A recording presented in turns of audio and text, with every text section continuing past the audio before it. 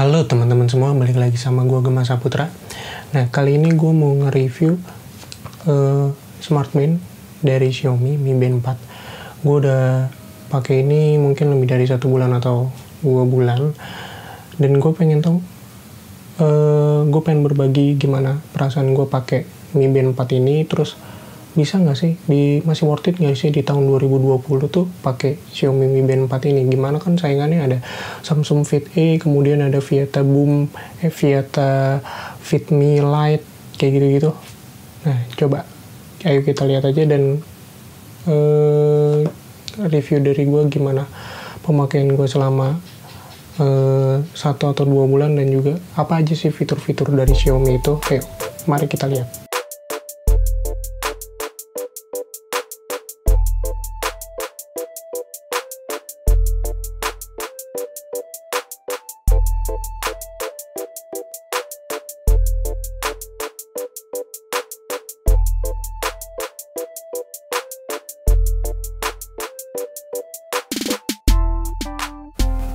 Untuk desainnya dari Xiaomi Mi Band 4, ini desainnya sama kayak Xiaomi Mi Band 2, Xiaomi Mi Band 3, itu nggak beda jauh.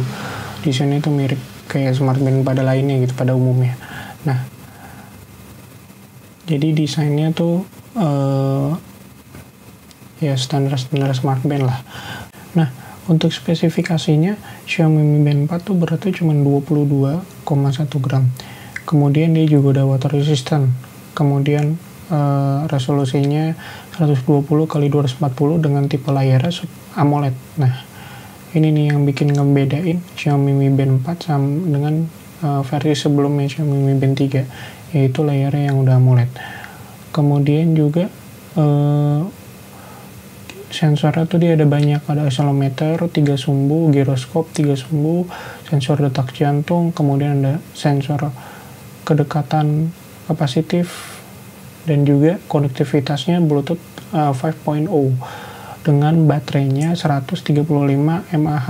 Untuk fitur di Xiaomi Mi Band 4 ini, fiturnya dia tuh ada status untuk ngelihat status step dan langkah, detak jantung dan lain-lain. Kemudian ada heart rate buat hitung detak jantung, kemudian ada workout. Nah, di workout ini ada 6 fitur. Yang pertama, lari di luar ruangan, terus ada treadmill, sepedahan, ada berjalan, kemudian ada olahraga freestyle, jadi olahraga apa aja, kemudian ada berenang. Kemudian juga bisa ngelihat cuaca di luar gitu, ada weather untuk menunjuk cuaca. Kemudian ada yang udah pasti notifikasi, dan kemudian ada yang lainnya.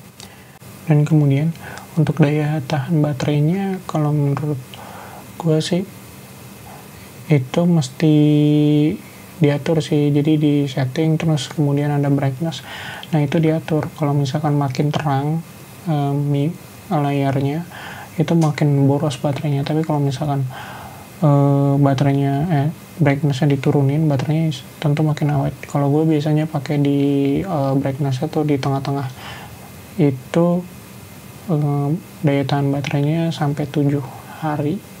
Terus untuk harga, kalau misalkan dari official store-nya Xiaomi itu harganya 450.000. Cuman kalau misalkan kita cari di Shopee itu harganya bisa ada yang 350.000 atau 340.000, atau di Tokopedia itu harganya lebih murah daripada di official store. Kayak gitu. Nah, tapi nanti bedanya ada yang garansi distribusi sama garansi resminya dari Xiaomi sih, kalau misalkan tentang perbedaan harganya. Nah, gimana menurut teman-teman semua? Kalau misalkan tadi kan barusan udah ada penjelasan tentang spesifikasi, kemudian dan lain-lain. Kalau misalkan menurut gue pribadi sih, untuk di tahun 2020 ini masih worth it banget sih Xiaomi Mi Band 4. Apalagi fiturnya banyak, kemudian harganya udah makin turun dan makin murah. Kemudian layarnya udah OLED. Kayak gitu, itu cocok banget sih buat sebagai daily driver Smart Band di tahun 2020, walaupun kekurangannya kayak baterainya agak boros kayak gitu-gitu. Tapi itu masih worth it gitu, masih worth it dengan fitur-fitur, segudang fitur yang udah ditawarkan oleh Xiaomi Mi Band 4. Itu sih dari gua. Kalau misalkan menurut teman-teman gimana? Coba komen di bawah ya. Hai teman-teman semua, makasih banyak yang udah nonton video gue sebelumnya. Dan di sini gue mau ngajak kita sama-sama merenungkan yang dimana merebaknya kasus COVID-19 ini, dimana di tanggal 20 Maret 2020 itu udah sampai ada 32 orang yang meninggal gitu. Nah, jadi orang-orang, ya gue turut berbelasungkawa atas meninggal 32 orang tersebut gitu. Nah, di sini gue cuman mau ngingetin teman-teman semua untuk selalu cuci tangan, jaga kesehatan, minum vitamin C, agar nggak gampang sakit, agar antibodi badannya, sistem imun badan kita masing-masing tuh makin kuat. Dan kalau misalkan memang nggak ada kepentingan buat keluar, ya udah nggak usah keluar gitu, di rumah aja. Tapi kalau misalkan memang harus ada urgensi untuk keluar, maka teman-teman kalau misalkan udah keluar segera cuci tangan, atau misalkan ke tempat di kantor atau di tempat lainnya selalu cuci tangan.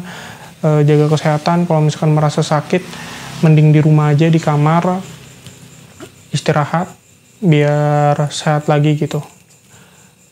Kayak gitu aja, gue cuma mau ngingetin itu biar kita semua sama-sama bisa mengurangi penyebaran virus ini gitu. Untuk membantu dokter-dokter yang sedang menangani pasien COVID-19 ini gitu. Dan biar nggak makin meluas gitu, karena kita juga mesti belajar juga dari kejadian di Italia yang sudah sampai ribuan orang yang terinfeksi, dan juga yang tingkat meninggalnya itu tinggi banget gitu. Dan gue nggak mau di Indonesia juga kayak gitu. Mungkin itu aja dari gue. Terima kasih buat semuanya. Dan stay safe, jaga kesehatan. Dadah.